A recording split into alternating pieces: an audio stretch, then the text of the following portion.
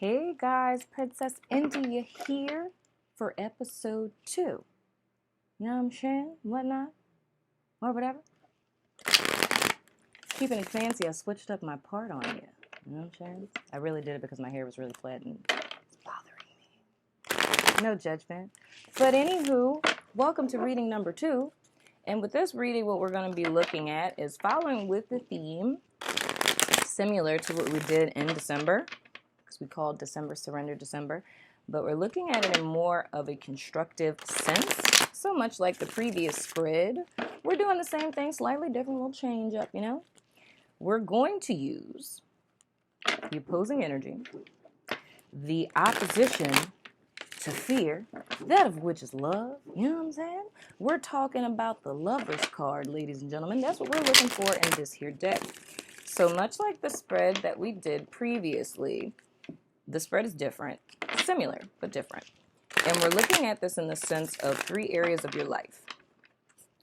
We're looking at what's needed to be surrendered in your life, in your physical life, your emotional life, your spiritual life, to get you to a place of homeostasis and or balance, union, whatever word you want to use, you know what I'm saying?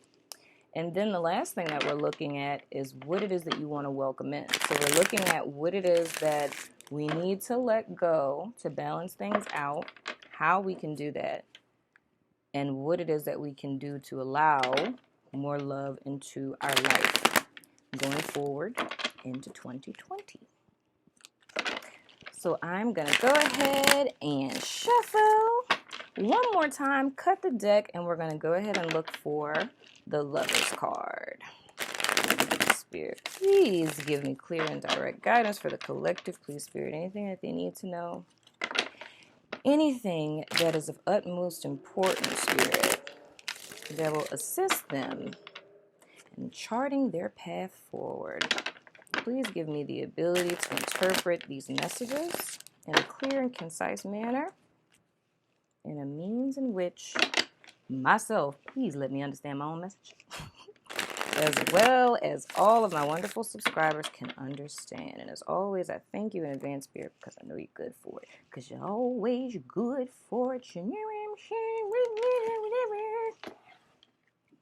saying? I'm ecstatic, you guys. I really am. All right, lovers. Where, oh, where have the lovers gone? Literally, there it is. Spirit saved me because I was about to literally like sing that song in the Garden of Eden, baby. Save me from myself, Spirit. Save me from myself. Here we go. Sending you guys over yonder. So in our physical space, what is it? Needs to be released. How one can do that. What needs to be released in our emotional space? How we can do that, because we're trying to get some balance up here. In our spiritual space, what releases to give us balance, how to do that. What do we need to welcome in, and how can we welcome that in? Please, Spirit. All right. Oh, wait. Should I move these? I'm never sure what you guys can see and can't see. I tried my best, guys. I tried my best to make sure everybody gets a nice little image going on here and things, you know. It's late. Don't judge me. In your physical space, what it is that needs to be released, we could say, let me give you another heads up so y'all know it's New Year's Eve. Y'all know I'm from New Orleans, you know what I'm saying? And when I hear pop, pop, pop, it's like hit the floor. So if y'all see me flinch a couple times, don't you laugh at me. Well, if you laugh at me, laugh silently, and don't you admit that you laughed. Because y'all gonna see me do this a couple of times, and so I'm trying to, okay, disclaimer over. Moving right along. So when we talk about in your physical space, so when we're talking about in your physical space of creating balance, we're not just talking about physical body, but this would encompass your mental health. It would encompass your finances. It would encompass your relationships, anything of the sort, right? physical realm stuff, but some of these physical realm things have interconnections with our inner world. So just to clarify that.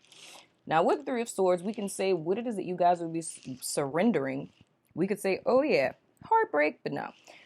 How I'm seeing this is in the sense of the thoughts that are breaking your heart. The heartbreak is a byproduct of one's thinking, right? So it's more or less decisions that have been made about one's past, disappointments in the past, or things that have gone awry. So it's decisions I've made about that. That's one, sword in my heart. How that decision that I made and the pain that caused, how that affects how I perceive my present, that's sword number 2. When I look at sword number 3, that's now my true pain I experienced in the past that I'm projecting onto my present, which is causing anxiety and worry because I'm hoping and praying to God I never have to go through that again. And then thus project that onto my future. So now it's being in a sense of surrounded by a vortex of fear, worry, and anxiety, right? It's more or less one's mind that's attacking one's heart, right? And of course, we could bring this to a space of how this can pan out, the byproduct of these things, all things we talked about this year, which is whether it's us falling into hard-heartedness, us falling into isolation, closing off other people, not being open to love, not being open to connections, living in a constant state of fear, worry, and anxiety, what have you. But much like what we talked about in episode 1, and I talked about with the 2 cards that came up, the 2 of Swords and the 2 of Cups in reverse, and I said how it was a heart-mind connection. This is very much that. It's how thoughts influence emotions. Emotions influence thought. And the key is gaining dominion over both. So again, they're working in service to you, right? Because when we think of heart, not heart like proverbial seat of the soul, heart, divine heart, open heart chakra heart.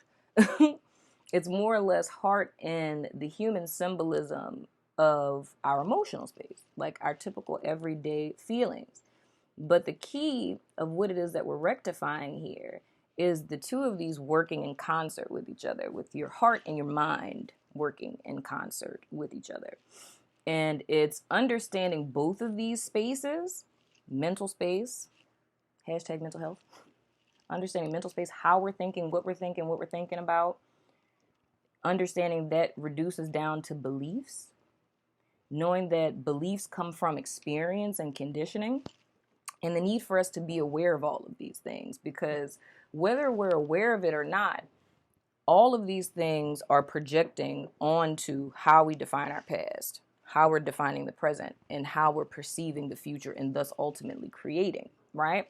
But again, like I say, a lot of this is past tense stuff because it's just, I don't know, gosh, I'm not going to get all like mommy gushy, but it's totally how I feel right now.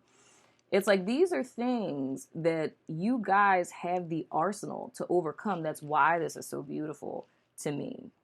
Because I would say everything that we've discussed literally just this year, on top of like icing on the cake, period, at the end of the sentence, what's coming in video 3, and all of the surprises that come along with that, it's like it brings it full circle to where you can have the confidence to know that you're gaining mastery over both emotion and mind. So going into this physical space, it's understanding how both of these non-tangible things are creating something very real in the 3D realm, right? Now, how can we surrender this? We have the 8 of Pentacles in reversed. And I just got a message. Much like we said over there when I talked about the bridge, it's needing to come to a place of understanding that you're not doing it alone, right? It's, and I don't want to say need, I don't want to give, directive, like should, ought, supposed to, need type of things. But it's coming to a space where it would behoove you to understand just how much you are loved and nurtured and looked upon by this thing, this undefinable mystery that we call God, Spirit, Allah, whatever the name is, this undefinable thing, this mystery, the unknowable, all that is, the source. I could go on like this for days, people. Stop me now, Spirit, stop me now. But it's understanding that there is a force bigger than you, than me, all of us, that's always been there looking out for you. And you can define that in any way that you want, every way that you want. We can be ecumenical with it. But in every way, in any way, no way, it doesn't matter. But it's needing to understand that you have never, ever been alone, And this reminds me of an energy we discussed before, and it's bringing my grandmother up, my granny that passed, and probably everybody's granny might have had this poem in their house, but it's like the Footprints poem. That's what's coming up to me now. It's like when feeling that in the darkest times of your life, how you were alone, and in the poem, it's like Jesus is like, that's when I carried you, but it's like, those realizations that we get are always in retrospect. Like I said in the last video, it's like a lot of what brought me to my knees today, what humbled me, was just simple things that I take for granted, that I overlook in everyday life. And it's just so humbling of like, whoa, And it's like looking back, it's like, whoa, like, I've come a long way, or whoa, like this was like this was like this at this time. So I say that to say, it's more or less needing to understand that, yes, you are on a solitary journey. We all are. It's the solo soul journey. But it's needing to know that there's always a force that's looking after you, and there's not a pressure for you to have to figure this out alone. Even if this is in a sense of what we've been talking about too, with the importance of like a tribe, you know what I mean? It's like, and that's something I've always stressed with you guys, like that's super important to me, is making sure that I can allow you guys to interconnect in any way possible. So whether it's through the Facebook groups, whether it's through Patreon, like whatever, it's making sure that you get connected with like-minded people, because it makes this very individual couture soul, solo journey, it makes it more palatable when you don't have to do it alone, And I can totally say that from experience. It's not fun. Not fun. Not fun. No, not alone. It's not, I'm just saying. Moving right along. But it's just keeping that in mind. You don't have to do this alone, whether that's in the sense of your connection with spirit or in connection with other humans, So looking into our emotional space, what is it that we want to surrender? Come on, Neils, work with me. Really? Is this? Oh, I never thought to do that. Okay, I think we might have learned something new. We got the Ten of Swords. Gotta love it, gotta love it. Overkill, overthinking, then going back to this energy. It's seeing in this sense how one's thoughts affect one's emotions. When there's difficulty in letting go, needing to understand in a sense that with every single ending, there's always a new beginning. It's like nothing is ever truly over. And of course, and I say that never gets any easier for any of us, whether it's losing someone or going through a life transition or what have you. It never gets easier as a human with, endings. It's like, that's never fun. We prefer hellos to goodbyes, But it's like the lighter side of that, because with everything, there's always a plus and there's a negative with everything. Every decision that we make, there's always a positive consequence and a negative consequence. And it's more or less understanding the rhythms of life, the processes of life, and knowing that with every ending, there is always a new beginning. It's always what it has been, always what it will be. And something I think I probably drilled in the ground this year was looking at the seasons. It's like winter always precedes spring. Spring, then summer. Summer, then fall. and then we're back to winter. Every ending, there's a new beginning. So the same with your life, because we're all mirror reflections of each other. But I feel this in the sense of emotionally, it's more or less how these three swords seem to stay in one's heart, proverbially speaking, is that these are so many regrets, guilt, shame, disappointments, fears, worries. What could go wrong? It's more or less me seeing this not as a person who's laying down and out. It's like walking through life like this.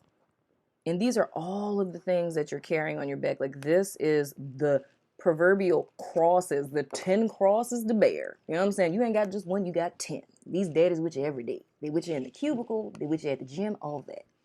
These are all thoughts, right? That are affecting the emotional space. So this for me is just more or less confirmation in the sense of our emotional world of how we need to pay attention to what it is that we're thinking. We're thinking, and I'm hearing CBT, the term stinking thinking. I feel like that's so cornball, I'm not gonna lie, but whatever. But it's stinking thinking. But again, it's reinforcing us going back to this intricately relating to beliefs, which I want to reassure you, nothing to worry about. There's solutions everywhere, people. Solutions abound. You know what I'm saying? Now, how is this something that we can integrate? Wait, finger. Yes, I like this new thing. How can we integrate this in? How can we make it easier for us to gain dominion over our thoughts? To trust that every ending is a beginning and to celebrate such a thing. To allow ourselves to grieve, knowing that it's part of the process of humanity, and making it a tad bit easier to where we don't have to carry all these cross swords on our back. We have the 7 of Wands in the reverse. Now, 2 messages with this one right here. 1, it's your circle, company that you're keeping. That's another theme that came up in the previous reading.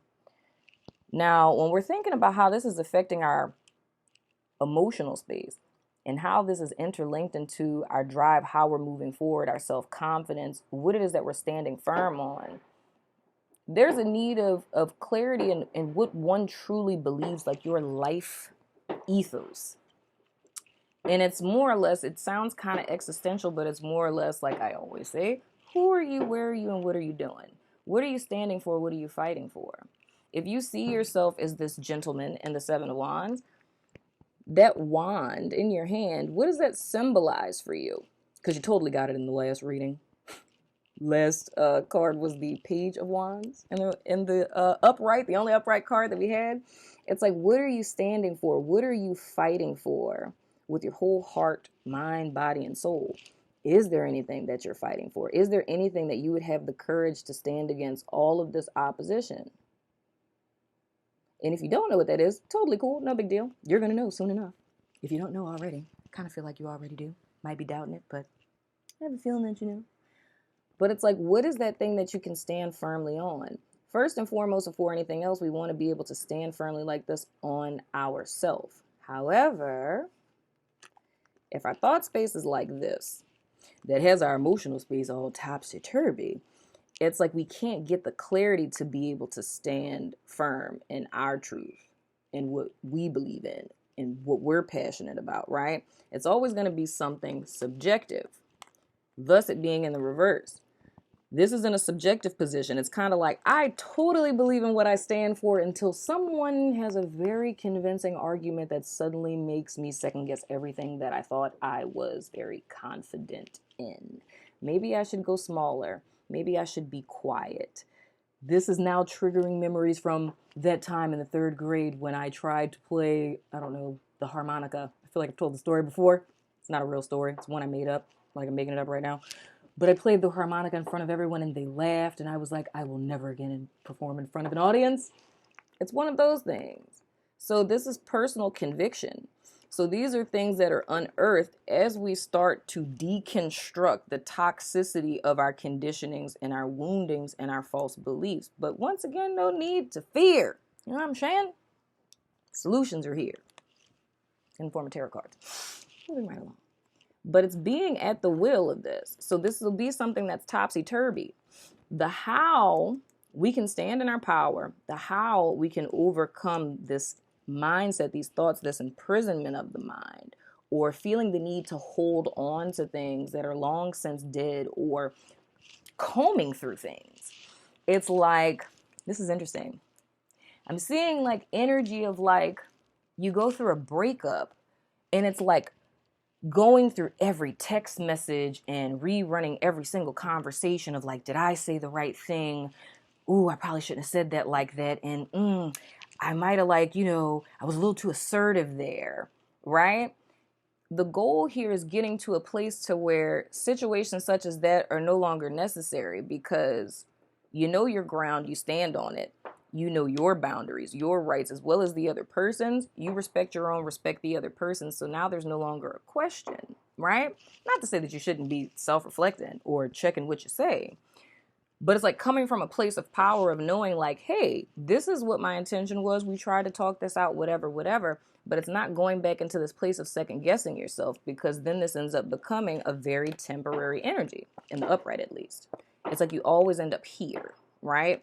So in so many words, long story short, we're talking about your emotional space, mentally, how these false beliefs or perceptions are influencing your emotional space, thus creating an imbalance, and how you're standing in your power in your external life, how it's kind of flippy floppy.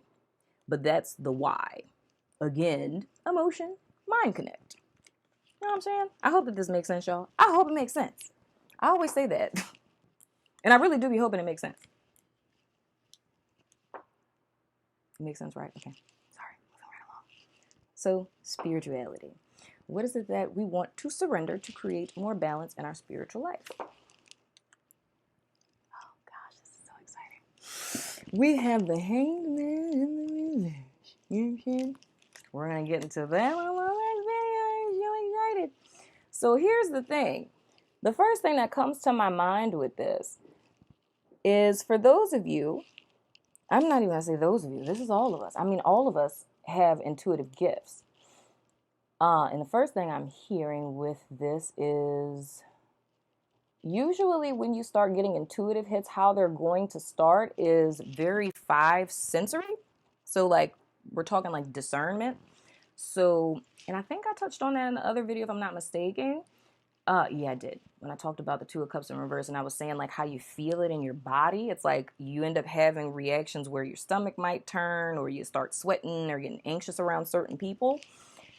A lot of times that's how the awakening to your intuition, like the awareness of your intuition, because it's not like it's never not there, it's always there. But we start to become aware with those. And it's like over time we start making connections like, whoa, every time I'm around this person, I feel this. Or before that car accident happened, I felt this. And after that happens consistently over a period of time, we start to create a pattern. And it's like, wow. Oh, God. And I'm thinking about Mean Girls. When she said, like, when her boob tingles or something like that, she knows it's about to rain. Like, I literally mean like that. So that's literally a perfect example of this. But it'll be in 5 sensory sensations is how it starts. And depending on whatever your, spiritual gift is, whether it's clairaudience, clairvoyance, whatever, it starts to manifest in different ways. But the thing that I feel really pulled to say here, starting with the sensory awareness. So this comes into a place of practicing mindfulness, not in a meditative sense, but a mindful lifestyle, which is extremely imperative to being able to overcome any obstacle in life. And not meaning it as like a woo-woo, walk-in tea meditation kind of thing, but it's literally being present in the moment. It's like when your mind starts to trail off, thinking about the past or fearing the future in some sense, it's bringing yourself back here, like right now, today, at this time. It's 10:11 p.m. You know what I'm saying? On the East Coast, it's 11:11. I'm just saying, right along. Almost New Year's. But it's bringing yourself back to the present moment, because there's a need to be present to be aware, right? And I often say that the only place that God exists is in the present, because the present is the only thing that exists. It's the only thing that has ever existed. It's the only thing that will ever exist. Because the past is but a memory. The future, but a dream. But the only place that your personal power exists is in the now, right now, today, this second. Everything else is nothing more than an illusion, right? And we invest more time, energy, and effort into two things that we have no control over, right? Because we can't change the past. With the future, that's created by what we do now. But think about if you're vacant in the present, like you're not here. So it's like, who is creating your future? I can tell you who. Your past. Dagnabbit, son of a gun. Okay, moving right along. But why it's important to be aware in the present is because there is constantly information that's being sent to you. Because much like I said, you're never alone. All throughout your life, there's been consistently messages that are coming to you, reminding you who you are. Through songs, through synchronicities, through people that you meet, things that you may look back on now like, whoa, that's kind of creepy, weird, and strange that happened, right? These are all little breadcrumbs that your higher self is using to be like, yo, you know what I'm saying? It's like, we have things to do. Like, wake up, buddy, right? So what I'm seeing with this is here, starting with that aspect of the awareness with the body and starting to be in tune with that for those of you who are just beginning that journey. For others of you who have already had practice in the realm of your intuitive gifts, is needing to pay more attention to those. To not doubt them is what's of utmost importance. I can't tell you how many people that I've worked with where I'm like, oh, I had a dream about this or this is this. And it's like, oh my gosh, I woke up and I swore I heard spirit say this, but I was like, nah, no way. Spirit wouldn't talk to me. And it's like, dude, hello. Yeah, spirit would. Spirit's doing it all the time, doing it your whole life. You know what I mean? So this is what this is speaking to for me. So for those of you who are just coming into your intuitive gifts, it's pay attention to your body. What are you feeling? What's different than your typical homeostatic state? That's important too with energy hygiene. It's like those of you I was trying to say empath and empathic at the same time. Those of you who are empathic, it's like understanding that with certain transits or with the lunar cycle, how all of that is affecting you. Whenever there's huge crisis in the world, like whenever there's like some, I don't know, it could be anything, like from bombings to natural disasters. Empaths feel those things, but it's the fact that if I'm not aware of what my ground level balance is, like I don't know what my energy feels like without other people's influence, then when another influence comes in, I can't tell the difference. So it's like I'm feeling depression, and the thought's like, well, let me go ahead and take ownership of that. It must be my depression. Didn't know I was depressed, but I guess I'm depressed because I feel depressed, So it's a need to create this boundary of understanding your energy and everyone else's, because all of this comes into training of how it is that you're able to help other people going forward when we're talking about soul, mission, purpose, and all this other kind of great stuff, right? And then it keeps you in a position of empowerment where you're not at the will of your gifts, to where it's like, I say, you take ownership of depression that is not yours. But it takes that level of self-awareness, knowing yourself, knowing your body, knowing how your gifts work, how spirit talks to you, being present in the moment, you know what I'm saying? And then you can differentiate between all of these things, right? So that's the main thing that I'm seeing with this hangman in reverse here in the spiritual space. It's getting in tune with how these tools, what they are, how they work, how you attune to them. You know what I'm saying? So anywho, now the how. We have the 10 of Pentacles in the reverse. Beautiful. With the 10 of Pentacles in reverse, the how is knowing that this, when I talk about a solo journey, I think any person who has taken this path, it's like there's tools one can give. I could let you borrow a torch, you know what I'm saying, for the journey. I could walk beside you holding the torch, you know what I'm saying? I could bring snacks, because y'all know I'm good for snacks. But there's certain parts of this journey that are strictly heart, path, inner work, going within, and understanding what that truly means. There's facets of this journey that are completely intangible in the 3D realm. It's more or less, it's so much you can learn that will lead you to the door of your heart, but it's like knocking on that door. I could even pick your hand up and be like, you know what I'm saying? But when that door opens, you're the only one who can cross the threshold and walk in.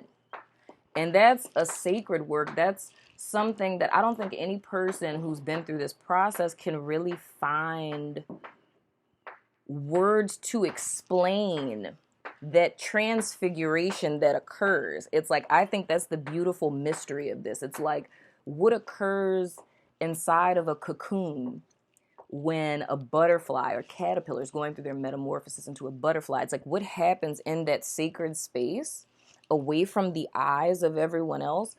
It's a miraculous, spiritual work. Yes, it can be explained by science and physics, but it's just the whole process that happens away from the eye. That's sacred work. And that's something that we cannot find words for because there are none. And I think that's the most beautiful thing, like the secret that's hidden in plain sight about this journey, is because that becomes something that's very sacred to each individual traveler. Because everyone's experience is different. It's like everybody go to the door. You know what I'm saying? What happens when you go through the door, that's different for everybody. Everyone experiences it different. But it's a need to understand that, in a sense as well, you can't, and this is how they used to say it in church, you can't sanctify the spirit through the flesh, is how they used to say it in church. But what that really means is that you can't use tangible 3D things that we created, right? These are things like us in the image of the creator, us being little creators, things that we created in this world. And us taking these tangible 3D things and thinking that these byproducts of us could be a key to unlock something that's greater than all of us, that's so unfathomable that the human consciousness, like literally our brain, could not begin to fathom nor understand. It's like there's some things that are unknowable but knowable, And it's like you don't know them until you know them. You don't know that you're looking for them until you find them, right? And that's that whole beautiful essence. This is the energy you guys are stepping into going into 2020. But this is more or less, I feel this is a bondage that's being taken off from you. It's like, if there's anything where I don't know what going within is, I'm hearing so many people's voices in my head right now. Like, what is going within me? How do I go within? It's like trust and know that that is a very important part of the process. You got to go through it. But it's like when you need to know, you'll know. And then you'll know. And then you'll be saying the same thing I'm saying to you to somebody else. And then you're going to giggle on the inside and be like, hey, hey, hey. When they know, they're going to know. Oh, it's going to be so funny when they know. I remember back then when I was like, what is going within? What is within? How do I get here, right? So this is more or less, and like I say, there isn't a process of like, how do I peel away the layers of what lies between the unseen and the seen? This is something I can guarantee you happens. It just does. It's guaranteed to you. It's like an insurance policy or something. You know what I'm saying? It's like money back guarantee. Like this comes with the process.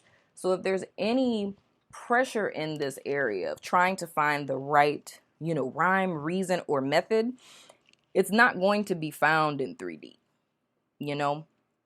But most importantly, you want to get in tune on how it is that you're receiving your downloads, dreams, how you hear from spirit, intuition, and so on and so forth. Hope I wasn't too redundant there. Probably was, because I always am, but whatever. You know what I'm saying? Y'all love me. I'm telling myself that to convince myself that, but I know it's true. So anywho, what it is that we're bringing in, right? What is it that we want to welcome into our lives to create more balance, more union, more love, more homeostasis and what's not, or whatever. I almost hit the flow, y'all. Y'all ain't see that. I ain't flitch. I was just like, oh, we're going to pretend like that didn't happen. Moving right along. We have the 9 of Cups in the reverse. This is a huge lesson I learned. You want to be a good steward, right? You want to be appreciative for what it is that you have. I mentioned that in one of my other readings about how a year ago I wrote down to focus on what it is that you have. And I told it to my best friend last night, which is so funny. And many of you, my Pinterest people out there, you're going to feel me. I said, when we talk about us displaying ingratitude, because we think, I'm grateful for everything. Sneaky little ways that ingratitude sneaks into our life, how we deal with our Pinterest boards would be a perfect example of this. It's like those of you who are like diehard Pinterest people, I'm one of them, guilty as charged, you know? And I have boards for probably just about everything because I was like, oh my gosh, I no longer have to have giant binders of stuff. I can put it on like a digital binder vision board thing, right? But I have a board for everything, like every solution to every problem. Hairstyles, gowns, if I need like an all white outfit, whatever. Like, quick 15-minute dinner ideas, oh, I decide to go keto. Here's some little diets, here's some shakes, all of this stuff. But every single time I need something, what do you think that I do when I go on Pinterest? Do you think I go to my Pinterest boards? The hundreds of them? I don't. I go and search for more stuff. Now, I've probably spent 10 hours of my life in a Pinterest vortex because it's never ending. People, be careful, Don't leave your kids alone with Pinterest, especially not if they're creative and artistic, because it is a vortex. You understand me? So I have been on 10-hour Pinterest binges, filling up boards with all kinds of stuff, and it just keeps getting better and better. It's like the suggestions underneath is like, holy mother. Now, the 10 hours that I spent filling up this board, when I come back needing this thing, I instead go into another 10-hour binge. I'll be easy on myself, maybe 5-hour binge of adding more pins to this board. And it just keeps piling up and piling up and piling up and piling up, right? So that's how it becomes an ingratitude thing.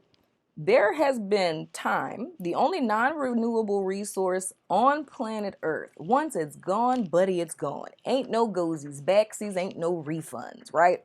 10 hours of my life or 15 hours of my life, I'm never gonna get back in that Pinterest board. But yet and still, there's more clock hours that I add by not using what I have. I have a Pinterest board that has a ton of smoothie recipes on it. Why is it that we have an inclination to go look for more when we're already in the possession of? Now, I'm not saying this in the sense of literally Pinterest, but meaning it metaphorically. In our lives, we oftentimes have a whole stockpile of stuff. More than enough. More than what we really truly need. But yet and still, we're unfulfilled and we're still looking for more. I have 9 cups, but I want 10. It's like it's a process, right? I'm supposed to graduate. It's like with 9, that's nice. But the 10 of cups, though, right? The thing is to be aware of this and to get it in check. We're humans. It's a part of our lives. Like, it's something that we're going to fall in and out of, right? But it's just a key of, again, being present, being aware. What we're thinking, how we're acting, what our intentions are, what our goals are, what we're moving towards. And to constantly be reflective and rechecking ourselves, because these are habits, old habits die hard, and we will fall back into them. But it's understanding, much like what this says in our spiritual space, and taking that context and flipping it a little bit, that what you're looking for, what will truly fulfill you, what will give you the proverbial 10 of cups experience, it doesn't exist here. The same thing that gives you the 10 of cups feeling is the same thing that we talked about here. And to believe anything other than that sends us on a quest to nowhere. We're looking for stuff and things, external stuff, to fill a void within us that we already have, or avoid a wound, right?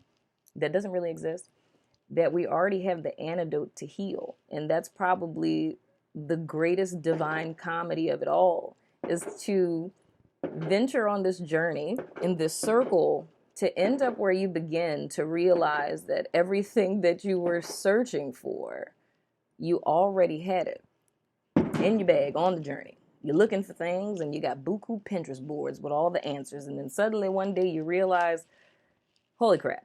So I had the Holy Grail. I had the Ark of the Covenant. It's like, oh. So I had the keys. Cool.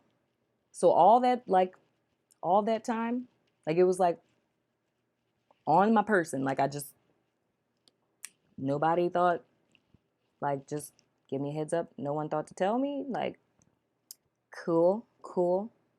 And it becomes the greatest epic joke of life. It really is. And it humbles you. There's beauty in it. But at the same time, simultaneously, you get why you didn't see it. And it goes back to who you are. Who are you really? Do you know who you are, where you are, and what you're doing? You know what I'm saying? So, how? We have the Knight of Pentacles in the reverse. Dude, this is just killing the game for me, and I'm loving it. Like, I am so enthralled in this right now. I'm not even worried about the rocket's red glare. Bombs bursting in air. Gave proof through the night. Okay, sorry. My America is showing. America. Okay, moving right along. I'm so silly, y'all. I did a really good job being professional, serious. Came to work, spirit, and I delivered. All right. Princess is like all up in here. Calm down. Woo, woo. You're at work. Okay, cool. All right, I'm back. Moving right along. So with the Knight of Pentacles in the reverse, what this is saying to me is more or less, if you're waiting, right? Waiting for something outside of you. Waiting for something or someone outside of you. Waiting for some tangible material thing, whether it's finances, money, what it is that you own, things that belong to you, accolades, titles, what have you. It's coming to the space of knowing, like I said, it's not found in the world, so stop waiting on it. I'm saying that so easily. I know it's not that easy. I get it. But it's more or less understanding that, whoa, that was... I feel like I might have had like a past life flashback or something. I felt that had every vibration of like Pearl Harbor in my spirit, Lord Jesus. Sorry, Lord. Y'all gonna laugh at me. Moving right along. But it's more or less not waiting for, it's like waiting for this message to come. It's almost like you think of a lovelorn woman sitting at a windowsill waiting for, this is really getting very World War II right now. Okay, let's go with it. You know, this woman sitting at the windowsill waiting on her lover, you know, that's going to send her a love letter. And she's waiting, you know, expectation. Makes me think of that card, that deck, the, dagnabbit, what is it? The Marchetti deck. I can't remember the name of it. Those of you who have it, y'all know what I'm talking about. But it's like, you know, the lady, she's at the window. She's expecting a message. She's waiting for her lover, you know, because there's no cell phones, no texting or anything. So she's waiting on the letter, you know. That's the energy I feel with this.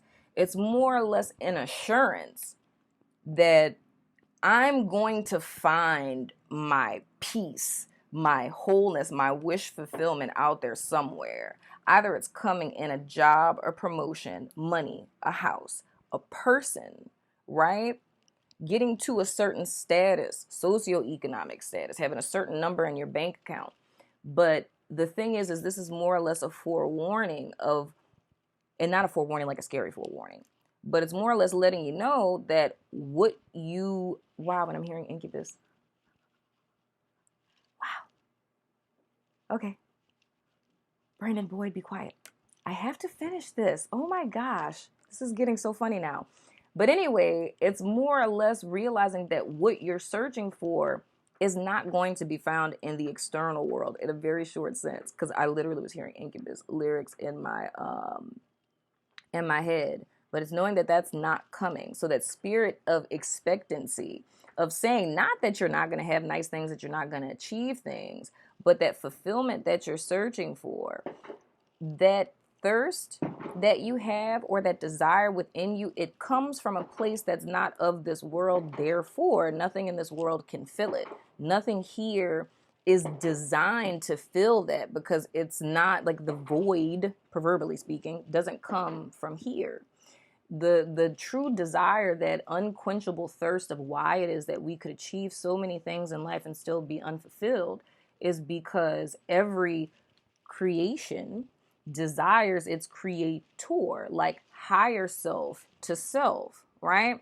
And until that reconciliation happens, that reunion happens, we will continue to look for things to fill what we think is a void. But it's not. It's more or less a reunion, right? It's like a key to a lock. Doesn't make it any less lock, any less key. You know what I'm saying? I hope that's making sense, y'all. Because the bomb then scared me. It's not really a bomb, you know. Like fireworks, that scared me, threw me off, you know. My inside was scared like a little child. Then I started hearing Incubus lyrics. But and I gotta think about what song that is, because there's relevance to that. It's from the Make Yourself album. And oh God, is it the song Make Yourself? Yeah, it is Make Yourself. Oh, okay. Yeah, well, that was pretty easy. Self-titled track and album. Yeah, it's Make Yourself. So you guys may want to listen to that, because the part that I was hearing was in the sense of like, what I'm looking for cannot be sold to me.